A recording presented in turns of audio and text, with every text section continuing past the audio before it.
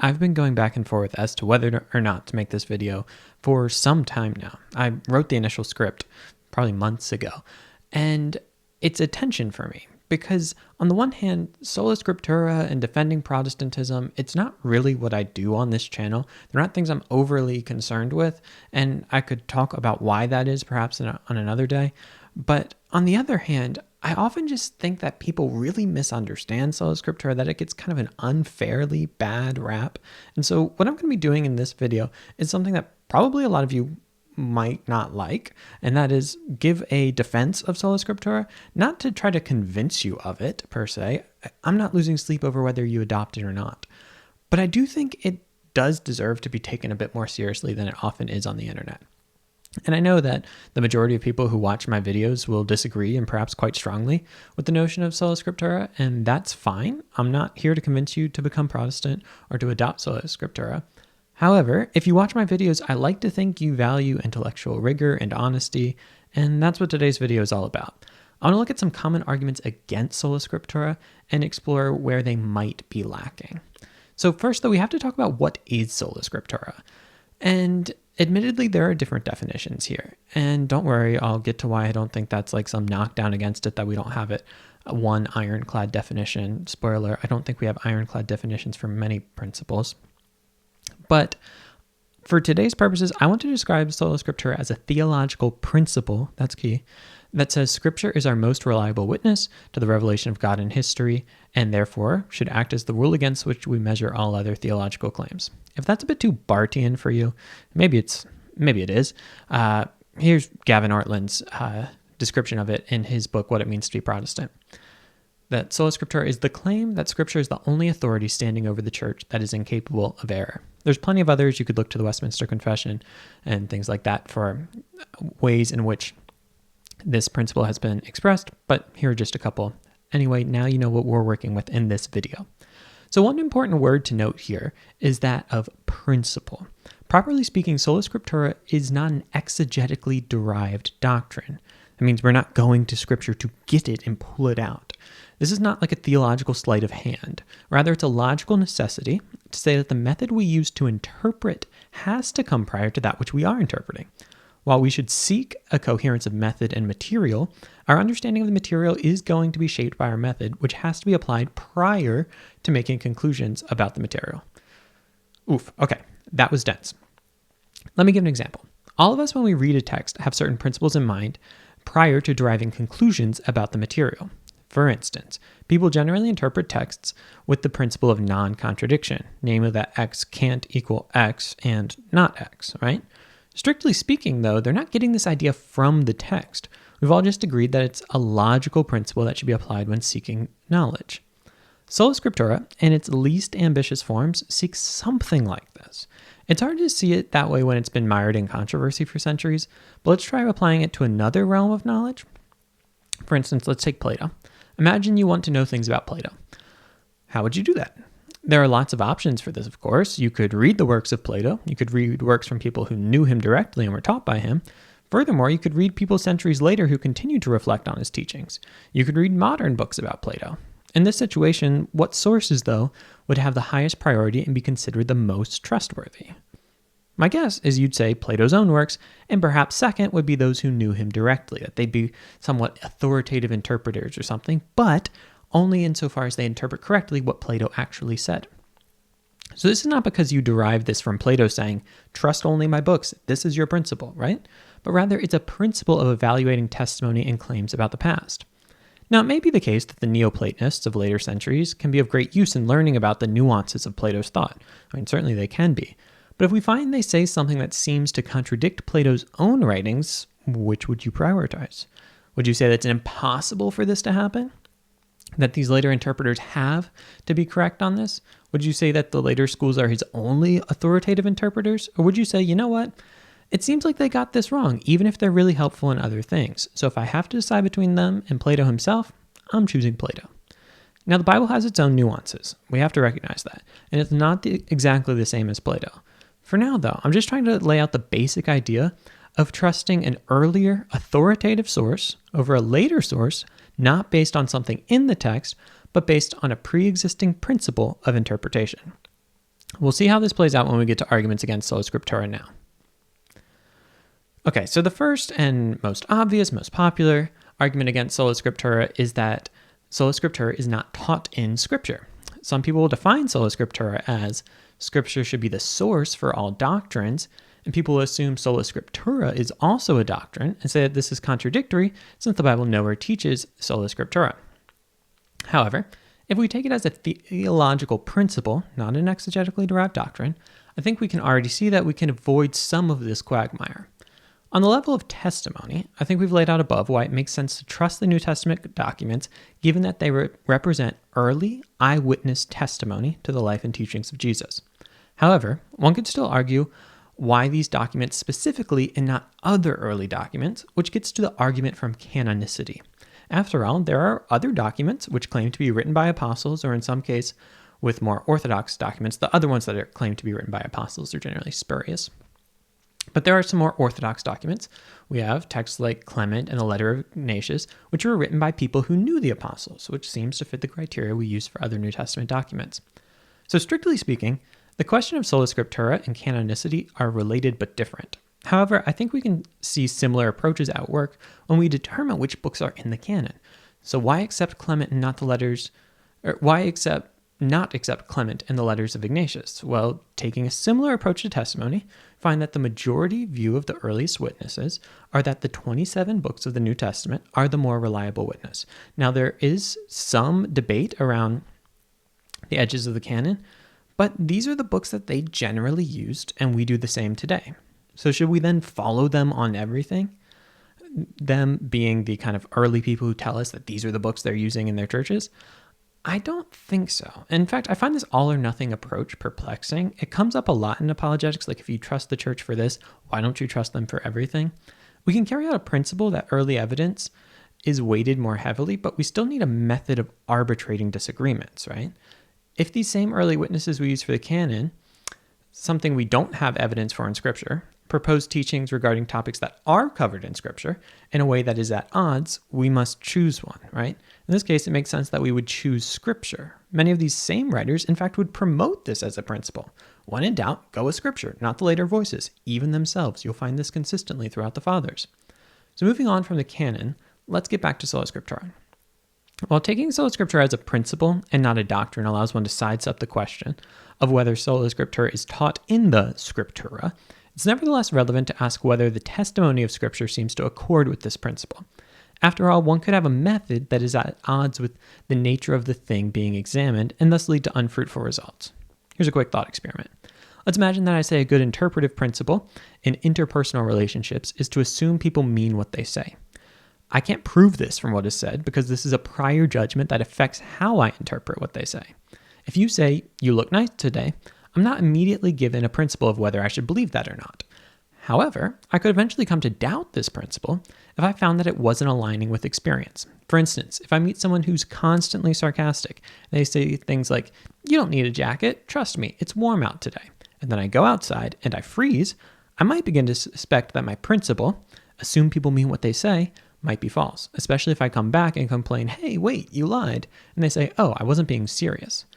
With Sola Scriptura, we might say that if we start with the principle that the Bible is the most trustworthy authority, but then when we read it, we find its nature rejects this principle, we'd have cause to doubt. Here we find a crossroads. I think it's reasonable to look at Scripture, self-attestation, and see that it claims a unique nature in being God-breathed, right? This gets us to 2 Timothy 3:16, a major passage in these discussions. This unique nature then could be determined to give it a unique status or function in the life of the church. However, I grant that others will look at Scripture and say that because the Bible describes the church as the pillar and buttress of faith or instructs us to hold fast to traditions, these things undermine the principle. Honestly, smart people are going to come to different conclusions here. I find the former argument to make sense. Scripture is unique in its status and therefore unique in its function and authority. However, I understand that how people can see Scripture pointing to other authorities and put the brakes on. What I think is worth noting here is that they're coming to these conclusions via Scripture, though.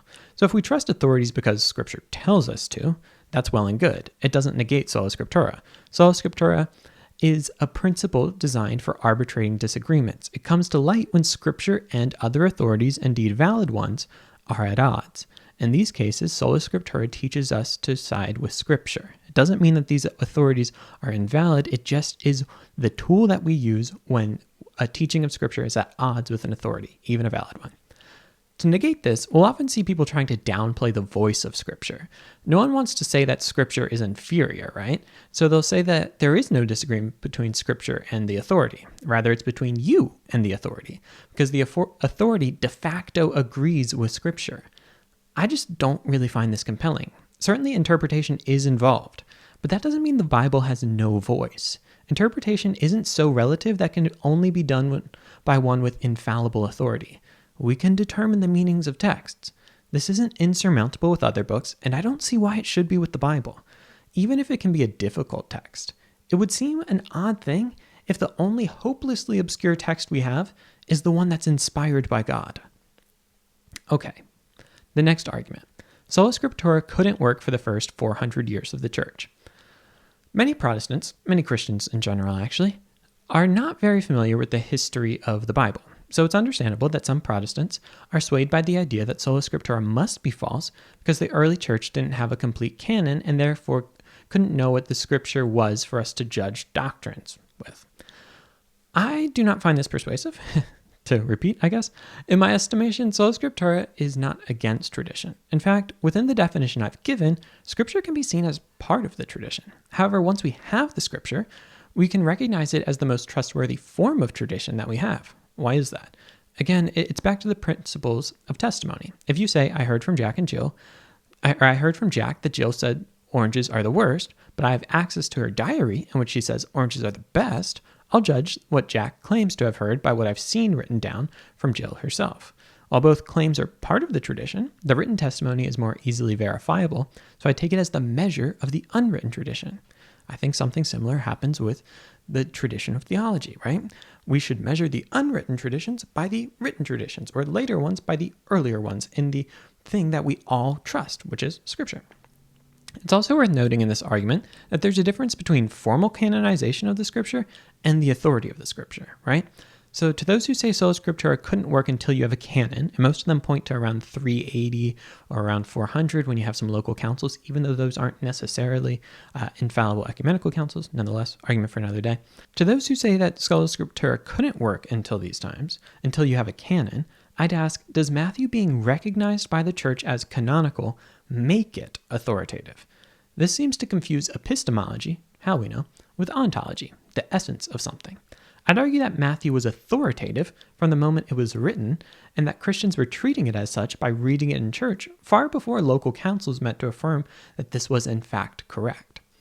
Finally, Sola Scriptura, in my estimation, doesn't say Scripture is the only way one could form doctrine. If you can sit down with the apostles and people who knew them directly, you'd be justified in making theological conclusions based on their testimony. You can even make theological conclusions based on your observations of the world. However, when you have their testimony in written, solidified form, this will again prove to be the most natural way to measure your other conclusions. Back to Jack and Jill, right? So for the first decades of the church, when you have neither canon nor documents, it's not impossible to make doctrine. Far from it. Sola Scriptura merely comes into play when part of the tradition is in written form from your most trustworthy sources, and you now need a principle of interpretation and prioritization vis-a-vis other testimony. Point number 3, or argument number 3. The fathers don't teach Sola Scriptura. So this is another common objection you'll hear against Sola Scriptura, that the fathers don't teach it. Now, it must be said at the outset that this is a bit of a strange argument, because by nature, the principle of Sola Scriptura would lead one to subordinate the teachings of the fathers to the teachings of Scripture. If one held the fathers to be equally or more authoritative than Scripture, then this would be a compelling argument. Instead, this argument, in some ways, argues against Sola Scriptura by assuming its opposite. Nevertheless, I do think this argument is actually one of the better arguments against Sola Scriptura, not because it defeats it, but because it can, when combined with other arguments, lower the plausibility of the doctrine. Put most strongly, it is formulated along the lines that if Sola Scriptura is the most reasonable hermeneutical principle for the church today, why is it that the church didn't come to this conclusion until later in her life? After all, if we formulate Sola Scriptura as a principle and not a doctrine, we must argue for it based on reasonableness or fittingness as a way of approaching Scripture, not solely off of a proof text because, again, principles come prior to exegetical conclusions, even if they mutually reinforce one another. In my opinion, the best response to this from a Protestant angle is twofold. First, we can say something along the lines of, Sola Scriptura was formulated as a theological principle in light of the theological errors of the time. While Sola Scriptura has been used to argue against doctrines with great historical pedigree, it was initially formulated in light of medieval developments such as indulgences. In other words, it comes about at a flashpoint in history that occurs pretty late in the Church's history. Furthermore, the way I've described Sola Scriptura above allows Scripture to be part of the tradition, albeit the highest part. In this way, Scripture and tradition need not be seen as intrinsically at odds. Thus, one could argue that until there arose in the tradition solidified doctrines that were deeply at odds with Scripture, there is no need to assert it in clear terms that Scripture had the priority to judge these erroneous doctrines. This, of course, faces a number of challenges, namely that many of the doctrines Protestants object to using Sola Scriptura today were present long before the Reformation. Could this be explained? I think so, but it is nevertheless a difficulty. As above, you could say that it was only intended for late medieval developments. However, it certainly ended up being used for more than that. However, you could say it was a diagnosis for a problem that had been growing for years, but wasn't formally diagnosed until it reached a breaking point. The other option, of course, would be to argue against the initial premise, that the Fathers did in fact teach Sola Scriptura and reject that initial premise. This isn't altogether unfruitful, but it's difficult, and we must remember that we're in danger here of battling on the wrong ground, as Sola Scriptura is not a principle or a doctrine about the Fathers. I do think we see in the Fathers a high regard for Scripture. Whether Basil, Augustine, or Cyprian, to only name a few, we see explicit support for regarding Scripture above tradition. While such quotations succeed in showing a high view of Scripture that could develop into Sola Scriptura, they don't get you all the way there, and it's fair to say that none of these authors speak about this in only one way. At times you'll see them speaking very highly of tradition, and at other times you'll see them saying explicitly, go with the Scripture and not the tradition. It's complicated. However, these fathers, as Trent Horn has pointed out, also teach many things that Protestants reject using Sola Scriptura. However, I do think it's entirely possible to have a good principle and a poor application of it. On the inverse, Catholics wouldn't say everyone who believes the Pope is infallible come to the right conclusions using that principle. To conclude this point, we have seen that the Fathers don't need to teach Sola Scriptura for it to be true. Rather, we can say that either it only became necessary at a later point, in which case we must grant that the doctrines prior to it were not at odds with it, at least not egregiously so, or we can say that the Fathers did teach it in seed form and perhaps didn't always apply it the best or the way that we would today, but nonetheless they had the principle there. For some point, the idea that the Fathers misapplied a principle might seem like a grand overstep or the height of hubris. After all, they're the Fathers. But if we couple the idea with their own admissions of fallibility and the fact that they often disagree with one another, we can say that it's not entirely unlikely that they could at times interpret Scripture incorrectly, and some of these interpretations could become embedded in the tradition over time. This doesn't mean that the Church was hopelessly lost, just that it wasn't always perfect in its understanding, and frankly never will be this side of glory. Number 4. Okay, we talked about this early on, and that is that we can't agree upon a definition of Sola Scriptura. I mentioned at the beginning that some people will point to different definitions of Sola Scriptura and say, see, with Sola Scriptura you can't even come to agreement on what Sola Scriptura is. It's certainly true that people have defined the principle in different ways. However, I don't see this as all that surprising. Even for some of the most basic theological ideas, we don't have uniform definitions. To stick to the theme of the conversation, take tradition, for example. Do we have a uniform definition of tradition that all Catholic or Orthodox theologians would agree upon, such that they can determine what properly belongs to tradition and what doesn't? I'm not sure such a thing exists. Even when certain definitions have become popular, they are not historically unanimous. How, for instance, Yves Congar speaks of tradition is not identical to how the Council of Trent speaks of tradition. That doesn't mean that Catholics don't have a functional view of tradition or that the concept is null. I'd say the same thing about Sola Scriptura. While people define it differently, it doesn't mean that the concept is inherently wrong or incoherent. Number 5. Sola Scriptura makes everyone the Pope and causes divisions. When non-Protestants object to Sola Scriptura based on the divisions it creates, I think in some ways Protestants must be honest and lament the divided state of Protestantism. It is a scandal, and we should not merely wave it away as though it weren't. At the same time, Protestants do have a right to investigate the twofold claim that Sola Scriptura is at fault for this, and that this means Sola Scriptura is false. On the first point, I would largely agree that decreasing the relative authority of the church vis-a-vis Scripture has resulted in people feeling a greater liberty to break away from an ecclesial body when they deem it is at odds with things that the Scripture teaches. In this way, Sola Scriptura could be said to lead to splintering. In this way, one could say that a certain amount of divisiveness is a side effect of Sola Scriptura. To continue the medical metaphor, the question is whether the side effects are justified by the cure. Gavin Ortland, in his aforementioned book, writes, "Democracy is clumsy, but it's better than tyranny." In the context, he's arguing that while Sola Scriptura may have some downstream effects of division, it is better than having Christians forced to assent to doctrines that are not taught by the apostles. Now, you may disagree that these churches teach doctrines contrary to the apostolic deposit, or you can disagree that these divisions are in fact preferable. Fair enough, but at least we've moved the conversation forward to more fruitful places. Part of this objection to Sola Scriptura based on divisions is the idea that it elevates private judgment too much, or put colloquially, makes everyone the Pope. This is a point that Protestants and Catholics or Orthodox seem at an impasse, constantly talking past each other. For fear of doing that here, I must say that this argument doesn't land for me. The problem of private judgment is a problem for everyone. Whether we submit to the authority of the church or Scripture, there is inevitably both private judgment and interpretation involved. We must use our God-given reason to judge whether our submission is warranted. We don't merely submit to everyone making authority claims, so therefore we must be privately judging these claims. There's no way around that. Some people will grant this point but say, I submit to the church, but you don't really submit to the Bible, just your interpretation of it. Once again, though, I fail to see how we're not all interpreting truth claims. Whether we're interpreting the Book of Romans, or Pope Francis, Vatican II, the USCCB, and our local priest's application of his bishop's instructions, interpretation is just a fact of life. You might argue that you think one option is easier to interpret, and fair enough, but it's not the case that any of us escape private judgment or interpretation. I think this comes back to whether or not we think that the Bible speaks with its own voice. Some people will say, but these are different because these are living things, or we can just have one center of submission. But I think often in those arguments, we downplay the idea that Scripture does speak. That goes back to an earlier point.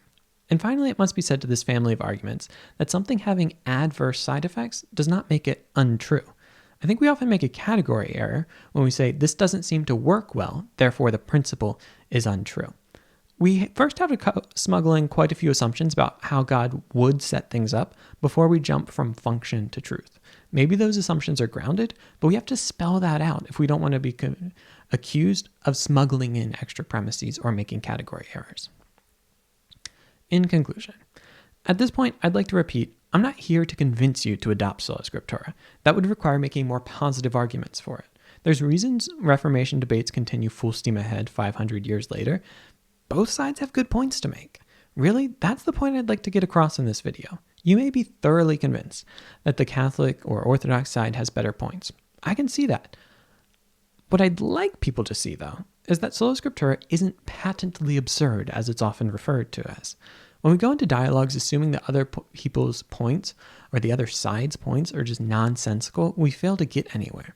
Too often it seems that people assume that their interlocutors are unintelligent, uninformed, or of ill will. But these are not the only options. Often people simply see things differently and find different arguments compelling. And that's okay. It doesn't mean we can't have good conversations or even try to change people's minds. But we'll get a lot farther when we understand the other side and don't go in assuming their position is senseless, because then we won't bother to try to understand it. And people can tell when this is the case, and conversations that could be fruitful devolve into shouting matches that only further entrench our divisions. So my hope is that this video might help us avoid some of those shouting matches and move into more like fireside chats about deep doctrines where we can try to understand one another and understand the principles the other side is using to come to the conclusions that they do.